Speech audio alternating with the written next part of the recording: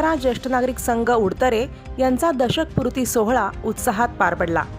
यावेळी उडतरे गावातील विद्यार्थ्यांनी लाठीकाठीची प्रात्यक्षिके करून उपस्थितांची मने जिंकली। यावेळी उत्तरा ज्येष्ठ नागरिक संघातर्फे नवनिर्वाचित जिल्हा परिषद सदस्य श्रीयुत दिलीप बाबर यांचा सन्मान करण्यात आला। त्यानंतर शाहीर प्रवीण फणसे यांचा शाहिरीचा कार्यक्रम पार पडला। यावेळी गावातील नागरिक आणि महिला मोठ्या संख्येने उपस्थित होते।